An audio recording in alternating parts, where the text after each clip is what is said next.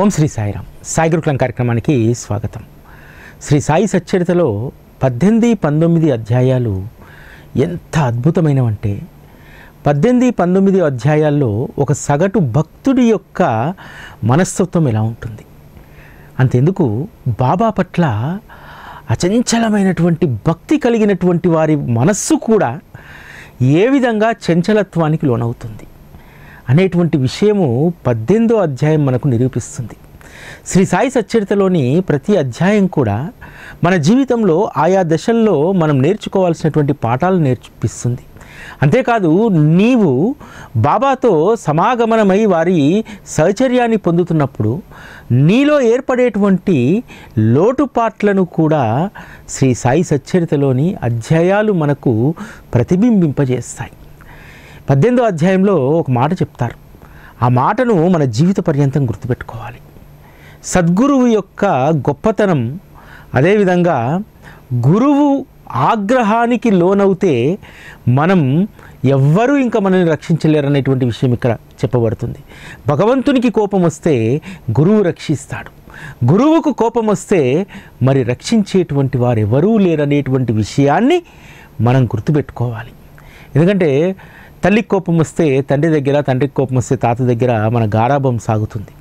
కానీ గురువుకు కోపం వస్తే నీ ఆట ఎక్కడా కూడా సాగదు అనేటువంటి విషయాన్ని మనందరం కూడా గుర్తుపెట్టుకోవాలి. అంతేకాదు, గురు సహచర్యంలో మనకు లభించినటువంటి అనుభవాలన్నీ కూడా అపూర్వమైనటువంటివి.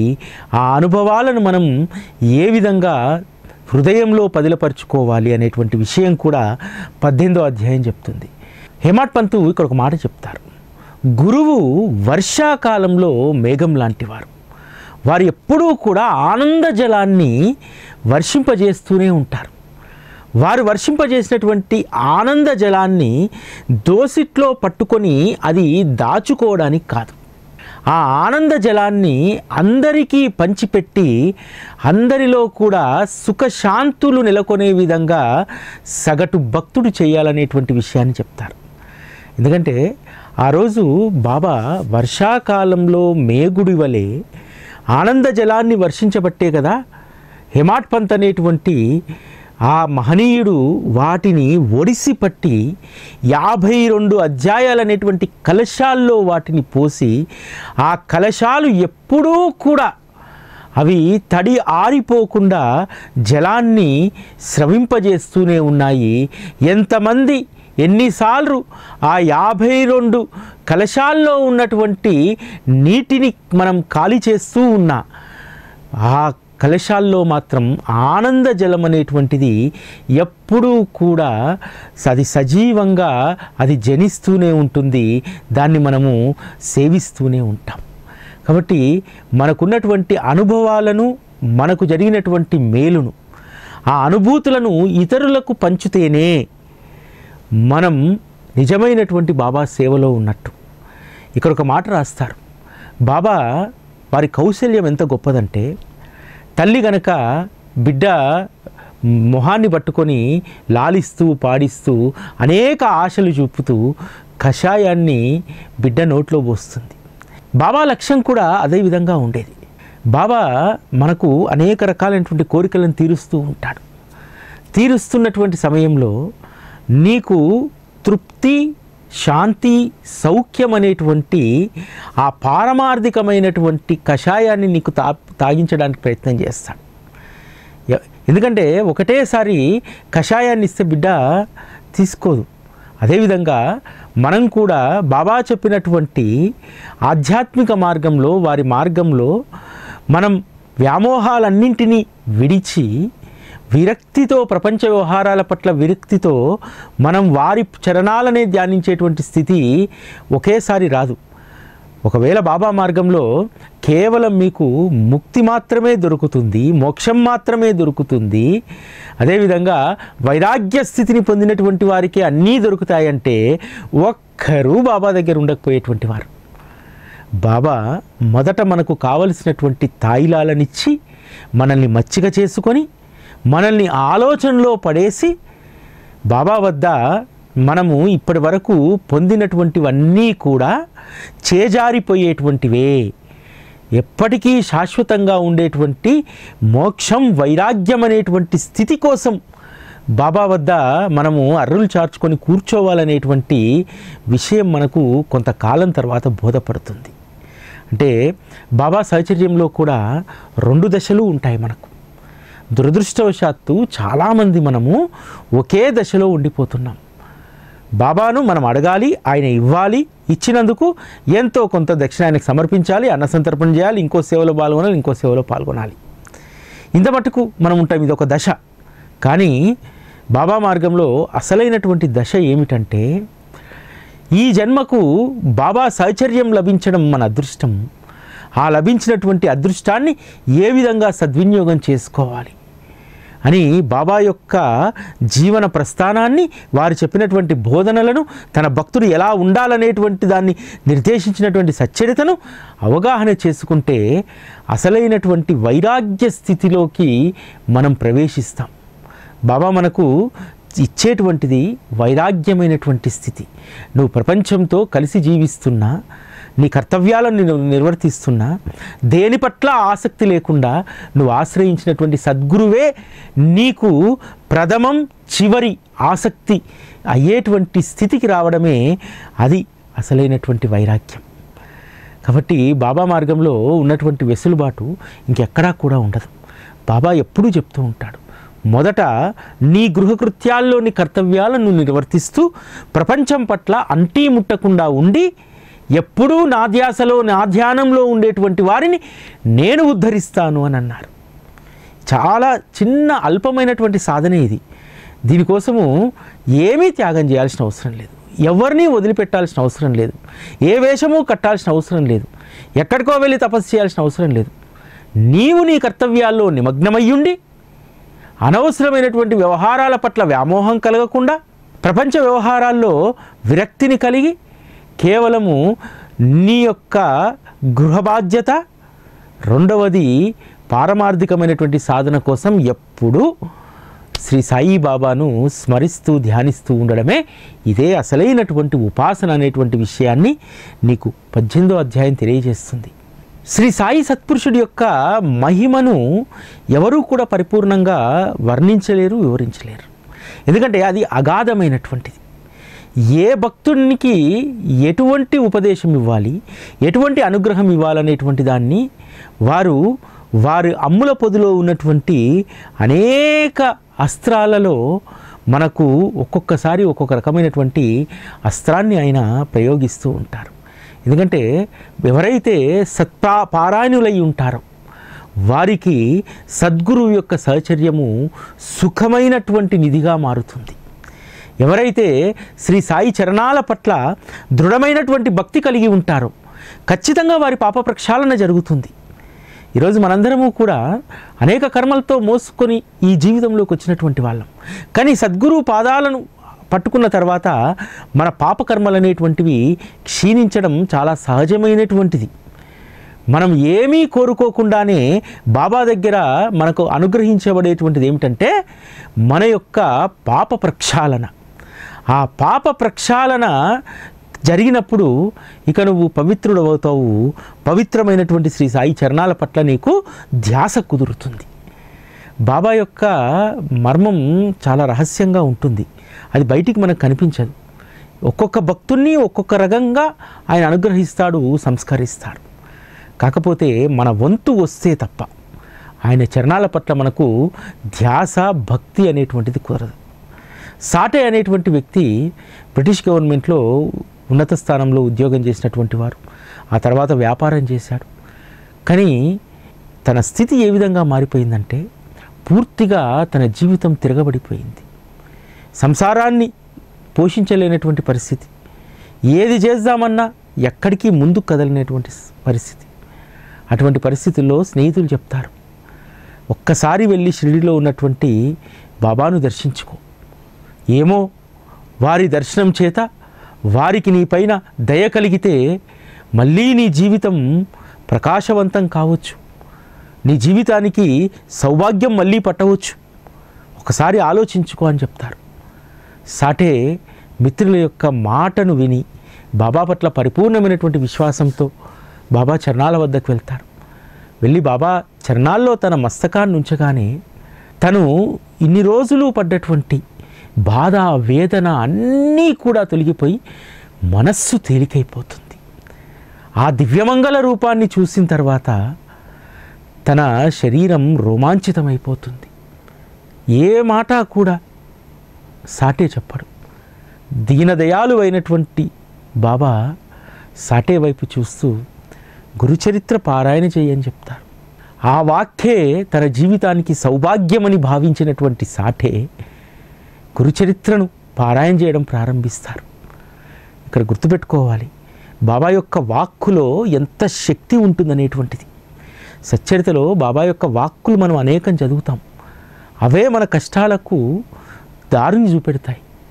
ఎవరైతే నా నామం, నా ధ్యాస, నా స్మరణలో ఉంటారో వారిని నలువైపులా నేను కాపాడుతాననేటువంటి ఆ ఒక్క వాక్కు ఉందే, ఆ ఒక్క వాక్కును మనసులో పెట్టుకొని ఎంతమంది జీవితాలు ఈరోజు సుసంపన్నమయ్యాయి. బాబా మా జీవితాల్లో ఉన్నారనేటువంటి ధైర్యంతో ఎంతమంది ఈరోజు జీవితాలను గడుపుతూ ఉన్నారు. అంటే వారి యొక్క వాక్కులో అంత శక్తి ఉంది. అందుకనే గురుచరిత్ర చదువుమనగానే గురుచరిత్ర పారాయణను సాటే ప్రారంభించాడు. ప్రారంభించిన తర్వాత ఇక చివరి రోజు బాబా స్వప్న దర్శనం ఇచ్చి గురుచరిత్ర ఏ విధంగా చదవాలో స్వయంగా బోధించారు. బాబా యొక్క స్వప్న దర్శనానికి ఆంతర్యం ఏమిటనేటువంటి విషయం తెలుసుకోలేనటువంటి సాటే దీక్షిత్ ద్వారా బాబాను అడిగిస్తారు. బాబా వద్దకు వచ్చి దీక్షితు వినతి చేస్తారు. బాబా సాటే ఒట్టి అమాయకుడు, నిర్భాగ్యుడు ఇప్పుడు ఉన్నటువంటి పరిస్థితుల్లో. మీరు స్వప్న దర్శనం ఇచ్చి గురుచరిత్ర గురించి బోధించారట, మరి ఇప్పుడు ఇంకొక సప్తాహం చేయమంటారా, ఆపమంటారా అని అడుగుతారు. ఇంకో సప్తాహం కానీలే అని చెప్పి బాబా స్వయంగా వారి నోటి గుండా గురుచరిత్ర వైభవం గురించి అధ్యాయంలో చెప్తారు. గురువు యొక్క ఈ గ్రంథాన్ని పఠిస్తే భక్తులు పవిత్రులవుతారు, ఈ గ్రంథాన్ని పారాయణ చేస్తే శుభం కలుగుతుంది, పరమేశ్వరుడు ప్రసన్నమవుతాడు, భవబంధాలు విడిపోతాయి అని చెప్పి బాబా స్వయంగా చెప్పారు. అందుకనే బాబా తన భక్తుల చేత ఎప్పుడూ కూడా పారాయణ, శ్రవణం అనేటువంటి ఉపాసన చేయించేవారు. ఈ రెండే బాబా చేయించినటువంటిది. భక్తి మార్గంలో ఒక ఉన్నత స్థితికి వెళ్ళడానికి బాబా నామస్మరణ చేయమన్నారు. ఆ నామస్మరణ ద్వారా మనస్సు, ఆలోచనలు, చిత్తమంతా కూడా ఒక వద్దకు వస్తుంది. ఆ తర్వాత చేయించినటువంటి ఉపాసన శ్రవణం, పారాయణ, ఈ రెండే. ఆ విధంగా బాబా గురుచరిత్ర మహిమ చెప్తూ ఉంటే బాబా పాదాలు ఒత్తుతున్నటువంటి అన్నాసాహెబ్ దబోల్కర్లో ఎక్కడి లేని ద్వేషభావము, ఎక్కడ లేని అసంతృప్తి, ఇవన్నీ చెలరేగుతూ ఉంటాయి. వెంటనే బాబా అన్నాసాహెబ్ని ఉద్దేశించి అంటారు, వెళ్ళి శ్యామా వద్దకు వెళ్ళి దక్షిణ పట్టుకురాపో అని చెప్తారు. ఎందుకని? బాబా సాటేకు స్వప్న దర్శనం ఇవ్వడం అనేటువంటి దాంట్లో నుంచి అనేక రకాలైనటువంటి భావనలు తనలో ఉబికి వస్తూ ఉన్నాయి. ఏమి ఆ భావనలు? అరే 40 సంవత్సరాలుగా నేను చదువుతున్నాను, ఈ సాటే ఇక్కడికి వచ్చి ఒక పారాయణ ప్రారంభించాడు అంతే. అంతేకాదు 8 సంవత్సరాలుగా ఈ సాయి సత్పురుషునితో నా సాంగత్యం, అతనికి 8 రోజులు కూడా లేదు. అసూయ భావన ఎక్కువైపోతూ ఉంది. దీన్ని గమనించినటువంటి బాబా పిలిచి శ్యామా ఇంటికి వెళ్ళి దక్షిణ తీసుకురాపో అని అంటారు. అప్పుడు హేమాడ్ పంత్కి అర్థం కాదు.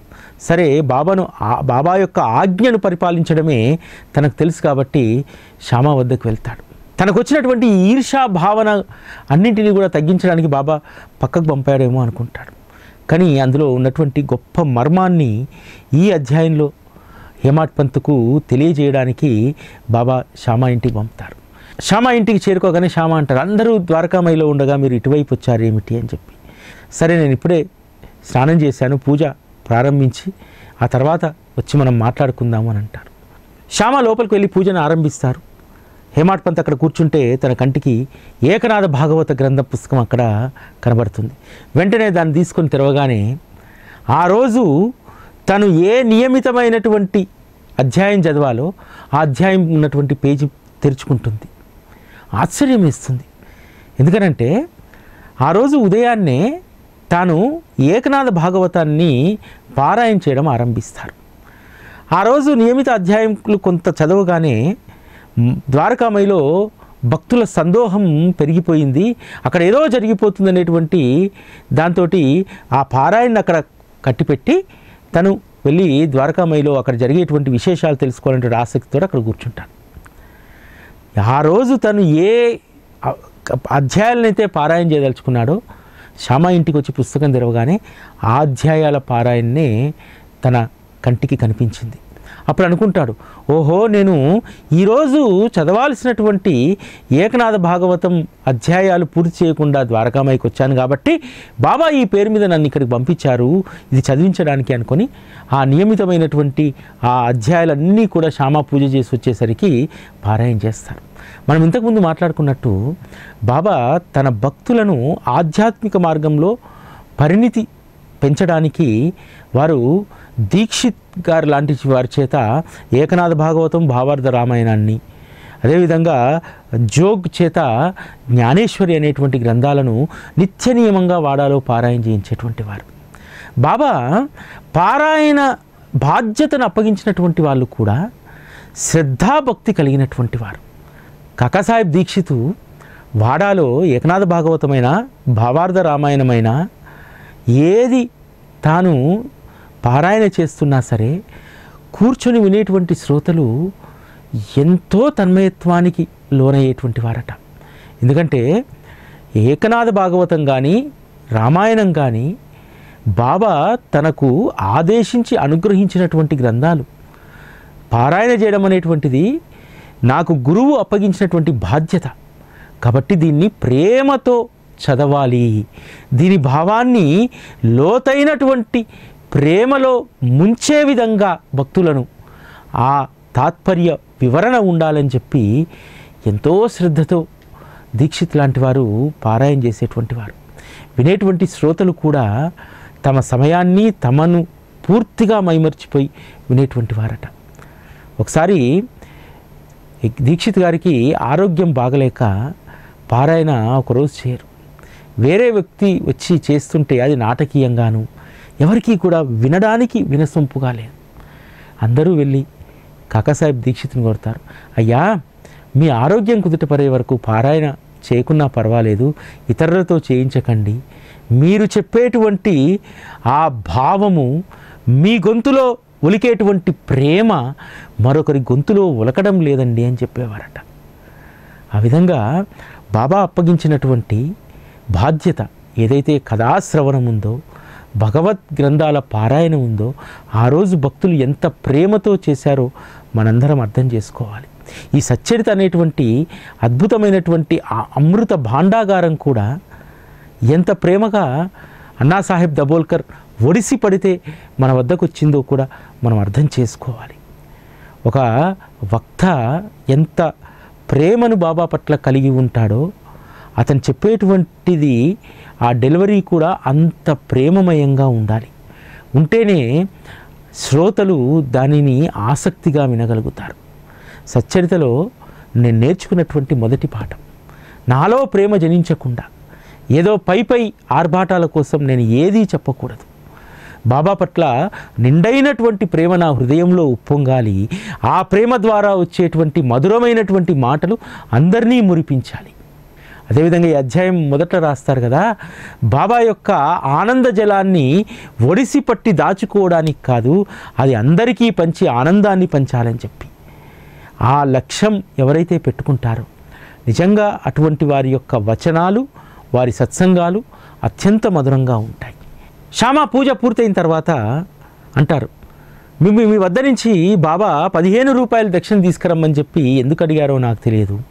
మీరు 15 రూపాయల దక్షిణ నమస్కారాలుగా సమర్పించారు, దాన్ని నేను మూట కట్టుకున్నాను. సరే, ఇదంతా బాగానే ఉంది. బాబా మీతో కూర్చొని కొద్దిసేపు ముచ్చటించి రమ్మన్నారు.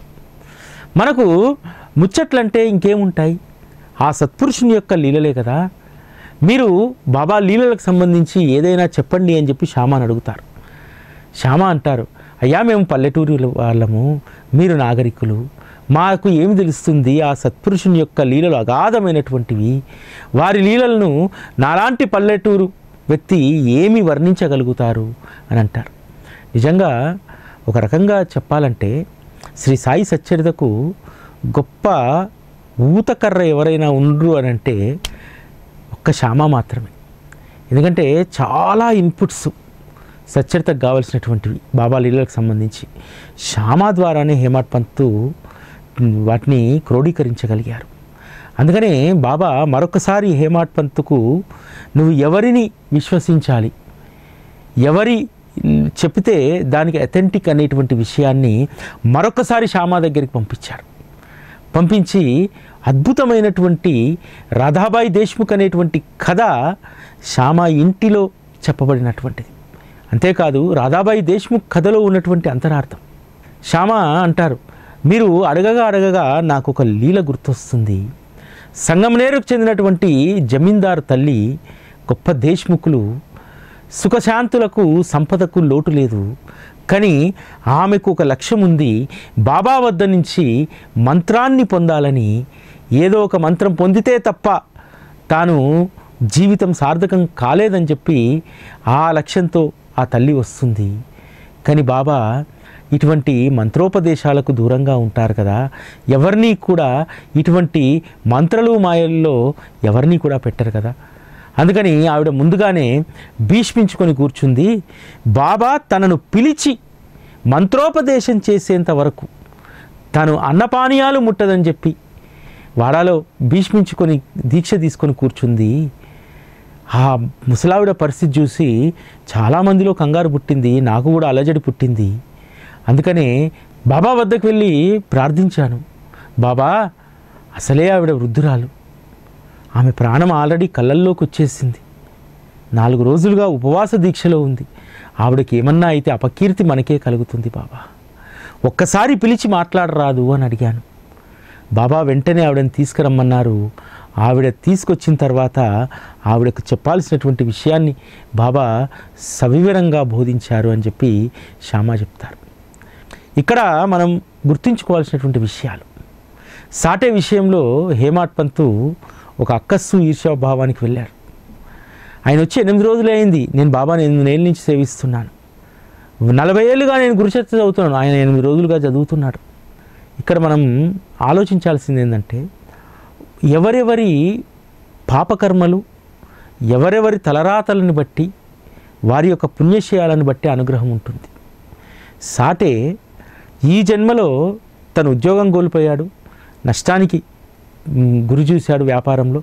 ఇవన్నీ కూడా తను చేసినటువంటి కర్మలకు అనుభవించినటువంటిది. సచ్చరిత ఎప్పుడూ చెప్తుంది, ఎవరి కర్మలైతే తొలగిపోతాయో ఆ తొలగిపోయి కర్మలు పరిపక్వానికి వచ్చినప్పుడు అప్పుడు నీకు సద్గురు యొక్క చరణాలు లభిస్తాయి.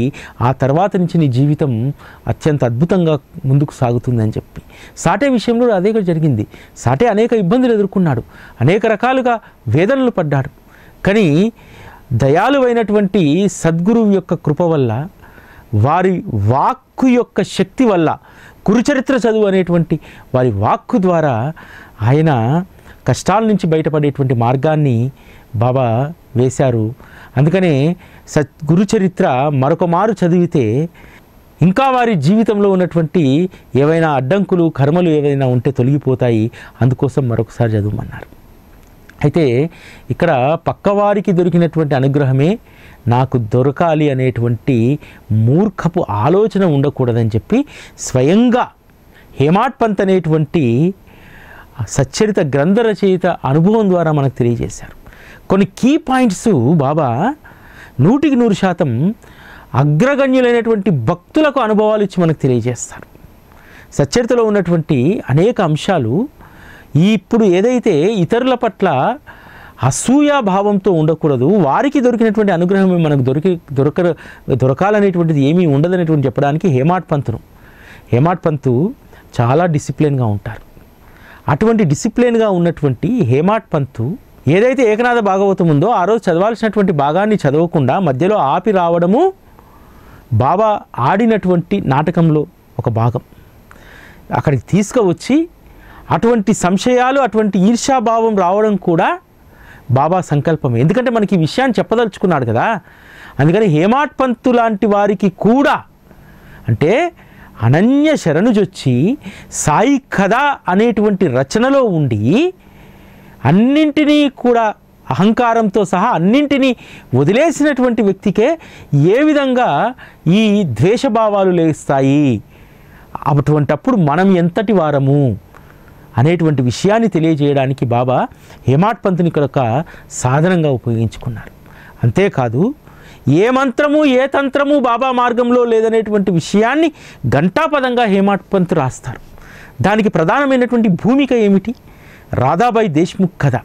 ఆ రాధాబాయి దేశ్ముఖ్ కథ జరిగినప్పుడు దానికి సాక్షిభూతం మాధవరావు దేశపాండే.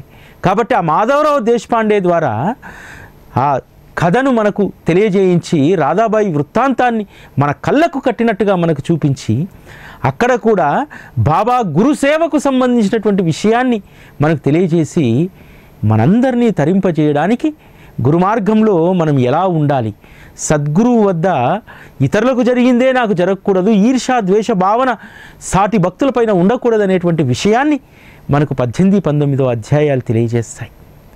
రేపు 19వ అధ్యాయంలో ఉన్నటువంటి అపురూపమైనటువంటి విషయాలను ఆస్వాదిద్దాం. ఇది ఈరోజు సాయి గురుకులం. మళ్ళీ రేపటి కార్యక్రమంలో కలుసుకుందాం. అప్పటి వరకు సెలవు. నమస్కారం.